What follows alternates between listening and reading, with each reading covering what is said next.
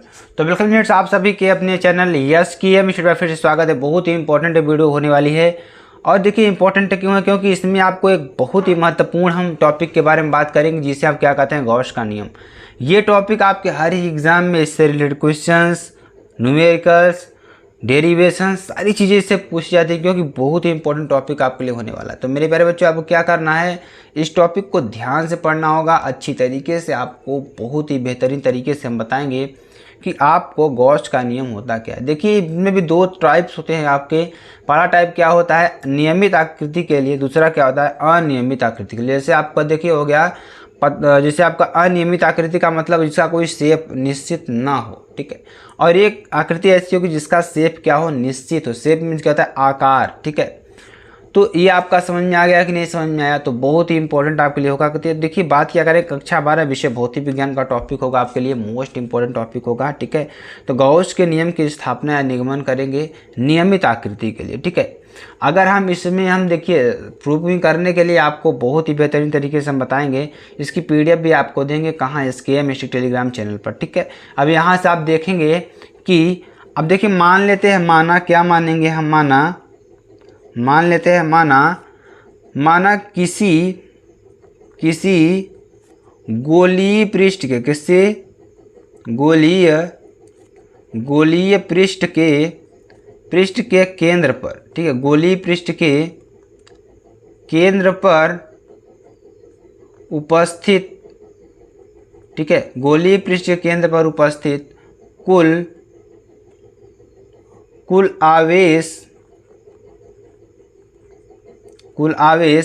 Plus Q तथा त्रिज्या क्या है हमारी, त्रिज्या अगर निकालेंगे तो क्या है हमारी, R हो तो, ठीक है, क्या हो, R हो तो, ठीक है। तो क्या हो जाएगा यहाँ पे, किसी गोलीय पृष्ठ के केंद्र पर उपस्थित कुल आवेश प्लस Q तथा त्रिज्या क्या हो, R हो तो, ठीक है। यहाँ से क्या हो जाएगा, चलिए आगे आपको बताते हैं।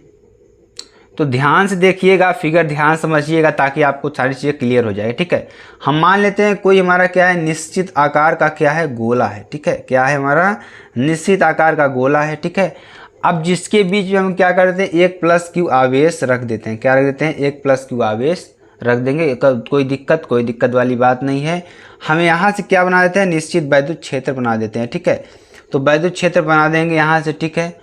तो यहाँ से क्या हो जाएगा, वैद्युत क्षेत्र आपके बन जाएंगे। बहुत ही इंपॉर्टेंट है आपके लिए ये, ठीक है।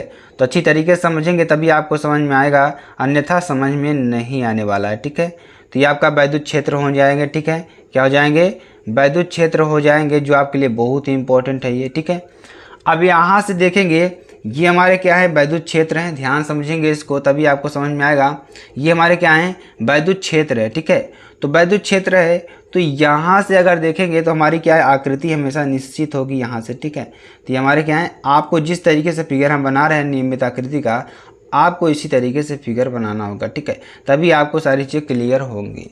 तो ये हमारी क्या है, निश्चित आकृति है एक, ठीक है। क्या है हमारी, एक निश्चित आकृति है, ठीक है। यहाँ से हमने क्या माना कि एक हमारा इसके मध्य में क्या है, एक आवेश रखा है, ठीक है। अब इस आवेश से क्या हो रहा है कि वैद्युत क्षेत्र की तीव्रताएं बनी हुई है, ठीक है। मान लेते हैं ये भी E है, ये भी E है, ठीक है। सारी क्या है हमारी E है, ठीक है। क्या है, E है, वैद्युत क्षेत्र तीव्रता कितनी है, E है, ठीक है। तो आप लोग यहाँ पर E कर देंगे, बहुत ही इंपॉर्टेंट है ये भी, ठीक है, जानना आपके लिए। तो क्या है, E है ये भी, ठीक है। तो चलिए आगे आपको और बताते हैं। तो इतना आपको बन जाएगा फिगर, कोई दिक्कत वाली बात नहीं है, ठीक है। अगर हम क्या कर दें, इसको दूरी क्या माने, यहाँ से यहाँ तक की दूरी R मान लें, ठीक है। क्या मान लें, R मान लें, ठीक है। और देखेंगे अगर ये हमारा क्या है, निश्चित क्षेत्र क्या है हमारा, डेल्टा A, क्या हो जाएगा, डेल्टा A अल्पतम क्षेत्र है। और यहाँ से अगर थीटा की बात करें, थीटा कितना आएगा आपका, 0 डिग्री आएगा, क्योंकि ये क्या है, मतलब पूरी तरीके से क्या है, क्षैतिज है, ठीक है। तो आप लोग सूत्र जानते होंगे, सूत्र क्या होगा, सूत्र आप लोग सभी लोग जानते होंगे, सूत्र क्या होगा। सूत्र हमारा निकल कर आता है क्या, सूत्र आएगा हमारा फाई बराबर क्या हो जाएगा, E A वैद्युत फ्लक्स EA cos थीटा, ठीक। क्या हो जाएगा, EA cos थीटा, क्योंकि हम क्षैतिज ले रहे हैं। हमने आपको बताया अगर क्षैतिज लेंगे तो यहाँ से क्या हो जाएगा, EA cos थीटा आएगा, ठीक है। अगर cos थीटा आता है तो क्या होगा, इस फार्मूले से देखिए क्या निकल कर आएगा, ठीक है। क्या निकल कर आएगा, ध्यान समझेंगे इसको। यदि पृष्ठ क्या है हमारा, यदि पृष्ठ जो हमारा पृष्ठ है, जो हमारे पृष्ठ हैं, ठीक है, यदि पृष्ठ क्या कर रहा है, यदि पृष्ठ, ठीक है, यदि पृष्ठ डेल्टा ए तथा वैद्युत फ्लक्स, क्या विद्युत फ्लक्स, वैद्युत फ्लक्स, ध्यान समझेंगे इसको, और आप लोग साथ साथ लिखते चलेंगे ताकि आपको भी क्लियर हो चले। वैद्युत फ्लक्स डेल्टा फाई हो तो क्या हो, डेल्टा फाई हो तो क्या कर रहा है कि जो हमारा पृष्ठ है क्या है, डेल्टा ए हो, और जो फ्लक्स है फाई ए हो, तो क्या हो जाएगा, डेल्टा, यहाँ से देखेंगे डेल्टा फाई बराबर क्या हो जाएगा, ई, तब यहाँ पे क्या हो जाएगा, delta A cos 0 degree centigrade, क्या हो जाएगा, 0 डिग्री सेंटीग्रेड। तो यहाँ से डेल्टा फाई बराबर क्या हो जाएगा, ई डेल्टा ए इंटू 1, ठीक है। तो क्या हो जाएगा, डेल्टा फाई बराबर क्या हो जाएगा, यहाँ ध्यान समझेंगे इसको भी तो आपको समझ में आएगा, ठीक है। डेल्टा फाई बराबर क्या हो जाएगा, यहाँ से ई क्या हो जाएगा, ई डेल्टा ए समीकरण नंबर 1, ठीक है। आपका क्या हो जाएगा, ई डेल्टा ए समीकरण नंबर 1, ठीक है। तो इतना आपको समझ में आया कि नहीं समझ में आया, क्योंकि हमने थीटा बराबर 0 डिग्री सेंटीग्रेड माना था और 0 डिग्री माना था, उसके बाद सेंटीग्रेड ने, सॉरी स्टूडेंट्स, ठीक है, 0 डिग्री माना था, उसके बाद हमने अल्पतम क्षेत्र क्या माना था, डेल्टा ए माना था, ठीक है। अब फाई ए हमारा क्या है, डेल्टा फाई क्या है हमारा, ये पूरा फ्लक्स है, वैद्युत फ्लक्स है। तो इतनी चीज़ें आपको समझ में आ गई होंगी, ठीक है। तो सारी चीज़ें इतनी तो क्लियर हो गई। चलिए आगे आपको थोड़ा और बताते हैं, ठीक है। अब देखिए, अगर हम फाई बराबर क्या माने, फाई बराबर sigma E into delta A, क्या हो जाएगा, sigma E into delta A, ठीक है। अब डेल्टा ए कहाँ से आया, देखिए कॉस 0 डिग्री, चूँकि हमें मालूम है कॉस 0 डिग्री बराबर कितना होता है, 1, कितना होता है, 1 होता है, ठीक है। इतना आपको समझ में आ गया होगा, ठीक है।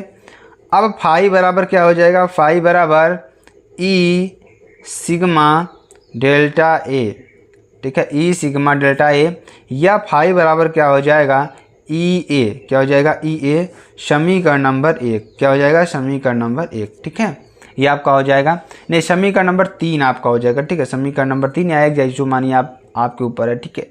अब देखिए, आप सभी लोग मालूम होगा कि जो हमने फार्मूला अभी निकलवाया था पिछले भी चैप्टर्स में आपको सॉल्विंग कराया है, ई बराबर क्या होता है, वैद्युत क्षेत्र की तीव्रता बराबर क्या होता है, 1/4 pi epsilon not into Q upon are square, ठीक है, ठीक है, क्या हो जाएगा, q upon are square into a, ठीक है। क्योंकि हमें मालूम है ई बराबर कितना आता है, 1/4 pi epsilon not into Q upon are square, इसका मान हमने कहाँ रख दिया, इस समीकरण में रख दिया, ठीक है। ध्यान समझेंगे, तो क्या आएगा हमारा, ई की जगह पर क्या रख देंगे, इतना हम रख देंगे 1/4 pi epsilon not into Q upon are square into a, तो पहले से ही है हमारे पास, ठीक है। ध्यान समझ में आया कि नहीं समझ में आया इतना। अब देखेंगे आगे और थोड़ा समझेंगे, तो ए बराबर कितना होता है, ए बराबर कितना होता है, 4 पाई आर स्क्वायर, क्यों, गोले का जो क्षेत्रफल है कितना होता है, 4 पाई आर स्क्वायर होता है। आप लोग न याद हो तो आप लोग याद कर लीजिए, जो गोले का पूरा वक्रपृष्ठ होता है वह क्षेत्रफल जो होता है क्या होता है, 4 पाई आर स्क्वायर होता है। अब यहाँ से देखेंगे तो क्या हो जाएगा, अगर यहाँ से देखेंगे तो फाई बराबर अगर निकालते हैं तो क्या होगा, ठीक है, फाई बराबर क्या हो जाएगा, यहाँ पे फाई कर दीजिए आप लोग, ठीक है, क्या कर दीजिए, फाई, ठीक है। फाई बराबर क्या हो जाएगा, 1/4 pi epsilon not into Q upon are square into 4 pi R square, ठीक है। 4 से 4 कैंसिल, पाई से पाई कैंसिल, आर स्क्वायर से आर स्क्वायर कैंसिल, बचा क्या, फाई बराबर क्या हो जाएगा, क्यू अपान एप्सिलॉन नॉट, क्या बचा, क्यू अपान एप्सिलॉन नॉट। यही हमारा गॉस का प्रमेय है, ठीक है। अब देखेंगे इसका जो मान होता है कैसे निकालें, तो शब्दों के रूप में कैसे लिखेंगे, शब्द में कैसे लिखेंगे, तो किसी नियमित आकृति के लिए उससे संबद्ध जो वैद्युत फ्लक्स है, किसी नियमित आकृति के लिए उससे संबद्ध जो पूरा टोटल फ्लक्स है, ठीक है, उसके आवेश का 1/एप्सिलॉन नॉट गुना होता है। तो आपको ये शब्दों में इस तरीके से लिख देना है, जो कि बहुत ही इंपॉर्टेंट है, ठीक है। तो इस तरीके से आप लिख सकते हैं, ठीक है, गॉस का नियम, क्योंकि आपको समझ में आ गया होगा, ठीक है, गॉस का नियम क्या होता है, ठीक है। तो ये चीज़ें आपको समझ में आ गई होंगी, ठीक है। तो नियम हम लिख देते हैं एक बार, आपको समझ में आ जाए ताकि, ठीक है। नियम क्या हो जाएगा, क्या हो जाएगा, किसी बंद पृष्ठ से, क्या करा है, किसी बंद पृष्ठ से, किससे, बंद पृष्ठ से गुजरने वाला, क्या, गुजरने वाला कुल वैद्युत फ्लक्स, क्या, कुल वैद्युत फ्लक्स, गुजरने वाला कुल वैद्युत फ्लक्स उस पृष्ठ से घिरे हुए, क्या, घिरे हुए कुल आवेश, क्या, कुल आवेश Q का 1/ε0 गुना होता है, ठीक है। क्या होता है, 1/ε0 गुना होता है। तो ये आपको समझ में आ गया ना। तो ये आपको लिख लेना है, बहुत ही इंपॉर्टेंट टॉपिक आपके लिए होगा। तो स्टूडेंट्स, आपको वीडियो कैसी लगी कमेंट सेक्शन में बता दीजिएगा। फिर मिलते हैं नेक्स्ट वीडियो में नए टॉपिक के साथ। तक के लिए जय हिंद, जय भारत।